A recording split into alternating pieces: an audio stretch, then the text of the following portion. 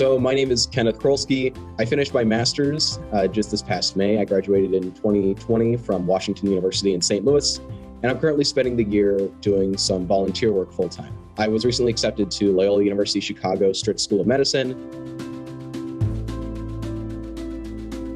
Well, the admissions process can be pretty challenging for anyone, especially since the process is there's a lot of unknowns in regards to where you go with the admissions process. But I think it's important to break down the fact that there's a very strong writing component as well as an interview component. And the writing component is arguably the most selective because the interview component is what allows for schools to filter their last sets of candidates. And just looking at my personal strengths, I believe that being able to articulate yourself and form a cohesive narrative, I think it's very difficult for people to talk about themselves in a way that doesn't sound narcissistic or a way that they feel like they're properly emulating what they want to profess in a professional manner.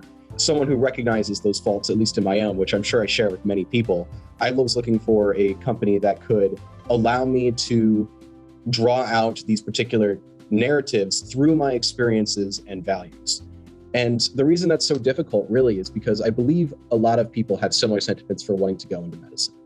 So the idea here is that how do you take similar values and similar sentiments and then frame them within your experiences to craft a unique narrative and do so without feeling constrained with, say, like limitations on edits or having a time frame that's like very rushed in regards to dealing with the primary and secondary application process. And Inspira was a very good corporation and program for me to realize that I was going to have all the support so long as I continued to put in effort and continued to get feedback from them until I was satisfied with the result.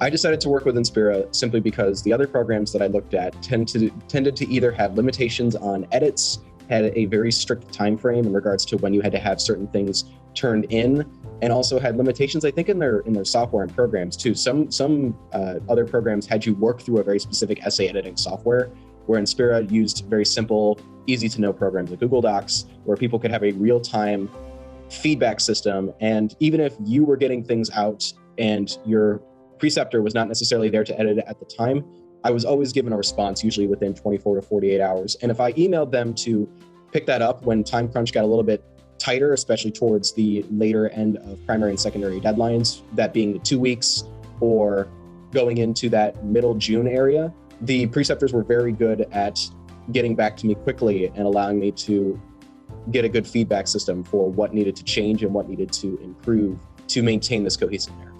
I also was a big fan that despite me using the primary and secondary packages, not necessarily at the same time, I was able to keep the same preceptor knowing that they, having worked on my primary application, would have a good idea of how to continue on into my secondaries, maintaining that narrative. So Emily and I worked very well together in regards to the fact that during my primary application work, she was very good at helping me brainstorm the qualities that I was professing in my free writings and brainstorming materials, which she helped provide for me in regards to bringing out those particular narratives and ideas to help me form, like I said, the foundations of those cohesive narratives. And by the time we ended up getting to the secondaries, actually, it became less about what exactly I was saying, which was more of the important part of nailing down a proper personal statement, but more about how I was saying it and better ways to improve my verbiage and my transitions between different points in my secondary work. Because you can talk about maintaining a cohesive narrative in regards to simply maintaining similar topics, but what I really liked about what I did with Emily was allowing things to flow from information from my primary into my secondary work. So we weren't repeating, but we were expanding. And I think that's really the goal of a secondary application, is that you should expand upon the values and principles that you are professing in your primary application. I believe it was the fact that, first of all, I felt comfortable with the fact that she had a level of ethos being involved in admissions committees before. And while we can agree that the dynamics of admissions processes are different at each institution and change, it is still a perspective that I believe that many medical schools share, and having that tie down was really important. I would say secondly is the fact that she allowed me to have wiggle room in regards to the way that I wanted certain things to go. We both had particular opinions on either placement or uses of certain words.